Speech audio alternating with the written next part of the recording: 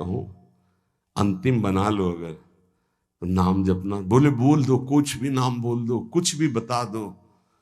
अब मैं मान गया कि कोई ईश्वर है जिसके आगे किसी की नहीं, अब मैं किसी काम का नहीं रह गया। मेरी सब पढ़ाई लिखाई डॉक्टरी व्यर्थ हो गई, मेरा जीवन अब मृत्यु शैया पे पड़ा है। बोले अब बोलो राम, अब बोलो।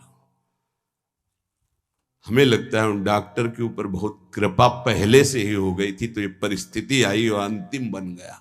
संत के द्वारा भगवान नाम उच्चारण करवाना और आर्त भाव से भगवान को पुकारना, कई ऐसे उदाहरण। इसीलिए हम चीख के कहते हैं कि कोई भी हो, कहीं भी हो, कुछ भी कर लो, जब तक भगवद आश्रय नहीं लोगे तब तक शांति तुम्हारे अंदर नहीं, विश्राम नहीं। ये चिंता, शोक, भय, मृत्यु तुम्हें दंड देके रहेगी, तुम्हें त्रास देके रहेगी। हम ये नहीं कहते कि भजन करने वालों को रोग नहीं आता, दुख नहीं आता, विपत्ति नहीं आती, लेकिन 100 ग्राम विपत्ति 1 किलो संपत्ति क्या करेगी?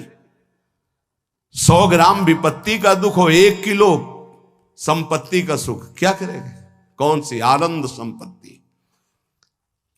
ये तो दुख गणना में ही नहीं है उस सुख के आगे, लेकिन हम तुम्हें इशारे में बता रहे हैं। 100 ग्राम दुख और 900 ग्राम सुख उसके ऊपर लदा रहता है, वो कुछ नहीं कर पाता।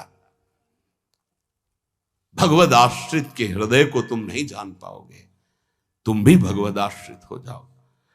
सदा स्थातुम कांखे विपिन वर कुंजे च नवयो। ऐसी कृपा कर दो श्री जी कि धाम से जाने योग्य न रह जाए, ऐसी कृपा करो।